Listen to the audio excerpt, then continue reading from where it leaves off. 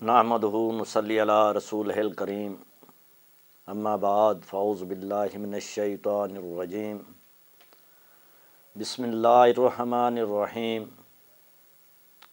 السلام علیکم ناظرین، اے وائے تبسم چینل کے ساتھ آپ کا میزبان محمد یاسین تبسم حاضر خدمت ہے۔ گزشتہ ویڈیو میں ہم نے عملیات کی دنیا کے بارے میں ابتدائی معلوماتی گفتگو کا سلسلہ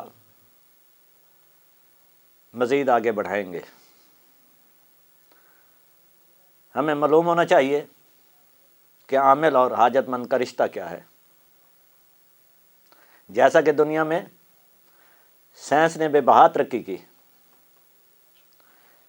انسان کو مختلف اقسام کی بیماریوں سے نجات دلوانے کے طریقہ کار نکالے،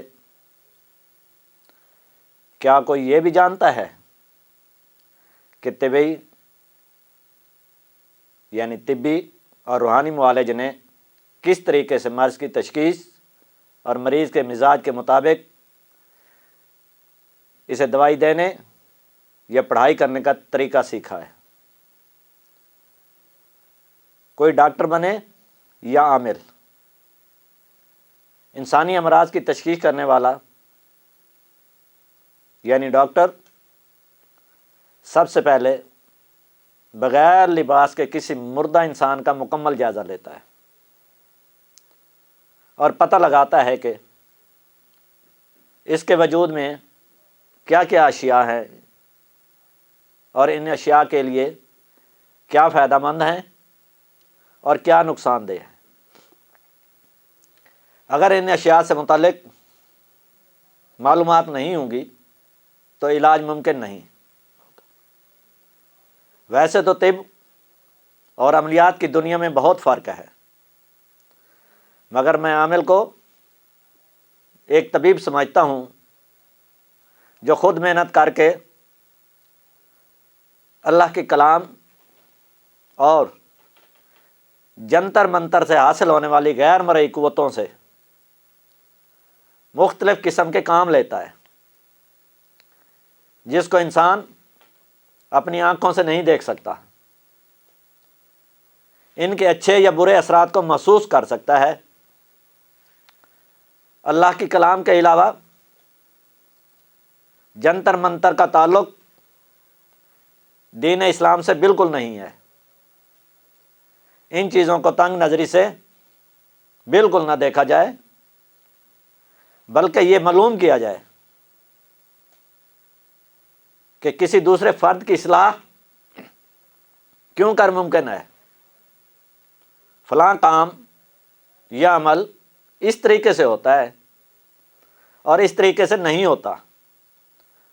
اگر کسی عامل کو غلط طریقے کا معلوم ہی نہیں ہے تو وہ اس عمل کو صحیح کیسے سمجھے گا؟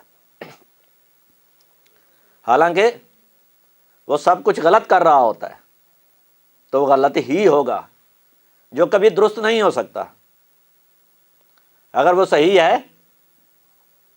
اور غلط نہیں تو پھر غلط کا وجود ہی نہیں، پھر سب کچھ ہی صحیح ہے۔ دنیا میں مختلف طریقہ کے اعمال، نقش عملیات، ان کے کرنے کا طریقہ اور ان سے حاصل ہونے والی قوت، رکے ہوئے کاموں کا ہو جانا، بندشوں کا ختم کرنا، ایسے کئی عمل لوگوں کے پاس موجود ہیں جو کرنے میں غلط طریقہ بھی استعمال کر لیتے ہیں، کیونکہ ان عملوں کو اس کا طریقہ کار بھی معلوم نہیں۔ اگر وہ غلط کرے گا تو اپنے لیے وبال جان بنا لے گا۔ آج کل دنیا میں بہت سے عامل ایسے ہیں جن کو نقوش کے بارے میں کوئی علم نہیں، نہ ہی ان کے بارے میں کوئی سمجھ بوجھ ہے۔ وہ کتاب اٹھاتے ہیں، مثال کے طور پر اس سے کاروبار کی بندش کا نقش بنا کر کسی کو دے دیتے ہیں۔ اس کے بعد اگر ان کے پاس کوئی دوسرا آ جاتا ہے اور وہ اپنا مسئلہ بیان کرتا ہے کہ میرا کاروبار کافی عرصے سے کم ہوتا جا رہا ہے، چل نہیں رہا، تو وہ عامل اس کو بھی وہی نقش بنا کے دے دیتا ہے، کیونکہ وہ تو ایک کتابی عامل ہے، وہ صرف کتابوں کا سہارا لے سکتا ہے، کیونکہ اس کی اپنی کوئی ریاضت نہیں۔ اس لیے ان عاملوں کو عطائی کہا جائے گا۔ اصل میں ان کو اس کتاب کے بارے میں بھی علم نہیں ہوتا جس سے وہ نقش لکھ رہا ہے۔ جو پہلا آدمی آیا عامل کے پاس